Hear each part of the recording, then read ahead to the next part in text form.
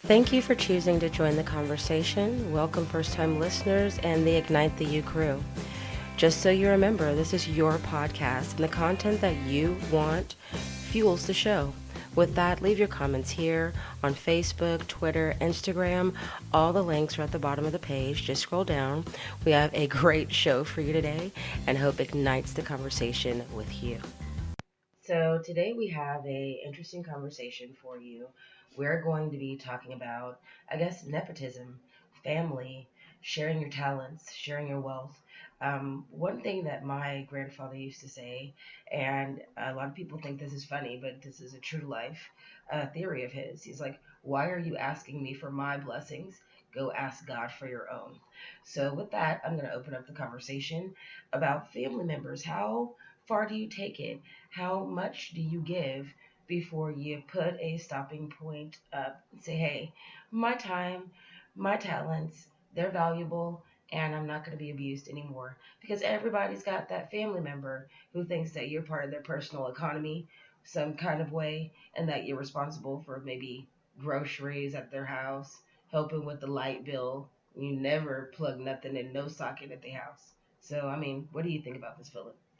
Well, now, as far as family members go, man, look, my mother, uh, man, she took care of me. She bought my sneakers when I wanted to play basketball. She bought my cleats when I wanted to play football, cleats when I wanted. She took care of all my needs. So, if she ever needed me, absolutely, I take care of to till her deathbed, if that's like we did do, me and my brothers. Um, but when it comes to family members that there ain't nothing wrong with them, they got a job, and every time you look around, they need this, they need that, but they don't try to do anything to help the situation. That's a whole different story. And then you got the family members that look at you because they think you have it because they don't have an opportunity to read your books. They don't go through your bills, so they think you have it because you have so-called a good job, and so they think you should give to them. Wrong fucking answer. Wrong answer. Now look, I help anybody in my family out. Anybody, cause family first. Anybody, but I refuse to let my family members drag me into a hole where they at and they don't want to come out of that hole. I do whatever I can to get them out of that hole. And if they don't want to come out of that hole, they will stay in that hole, family or not. I absolutely agree. And I've been going along with my grandfather's philosophy for quite some time. I think some people think it may be crass, it may be harsh.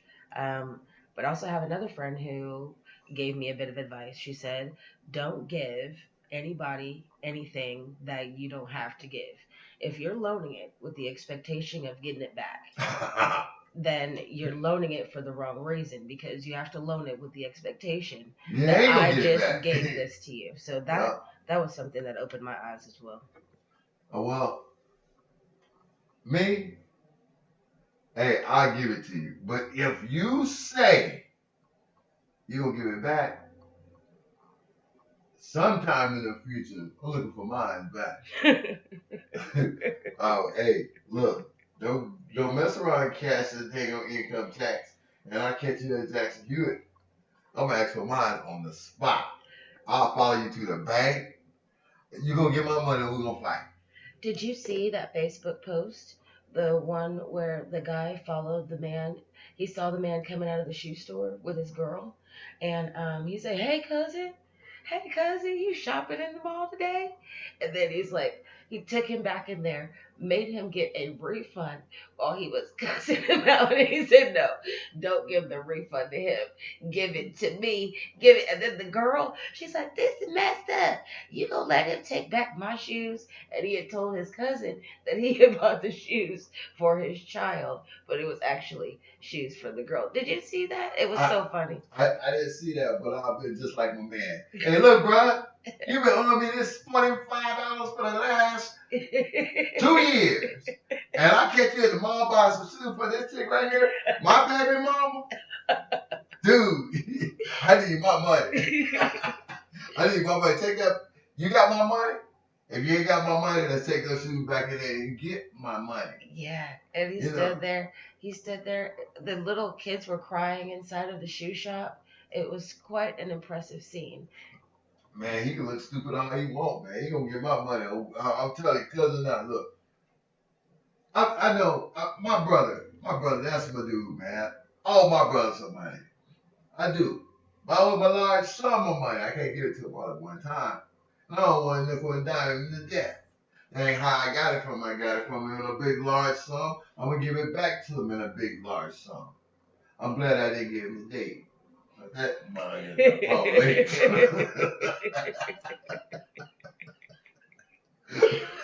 So, you guys, we want to know your thoughts on this whole familial tenderness and kindness and where you put your foot down, how happy, you should be when you're handing over your hard-earned money. Well, you done heard it from y'all. You done heard it from me. Hey, but look, we done talked about this. Hey, look, me. Hey, look, you my family member. If I lend you something, I expect for it to come back. Because the only time I'm gonna lend my family member something is when they say they're gonna give it back. Not because I asked for it back, because they say they're gonna give it back, and I refuse to not hold my family member to being a person of their word. Especially they got my money. I got light bills, I got water bills, extra bills. Hey, when the cable company called me and say, Miss Dawkins, hey, your bill is late. I'm gonna tell them, hey, call my brother-in-law because he owed me some money, and maybe if I get my money from him, I'll pay my electric bill. But since he owed me, just call him. Yeah, we owe the bill the same. He owe me $95. I owe you $95. You call him.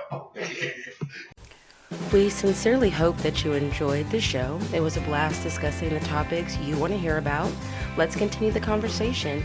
You can join the group on Facebook. There are over 500 Igniters waiting to continue the conversation with us.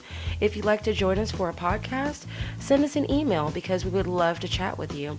Ignite the You, ignite the conversation.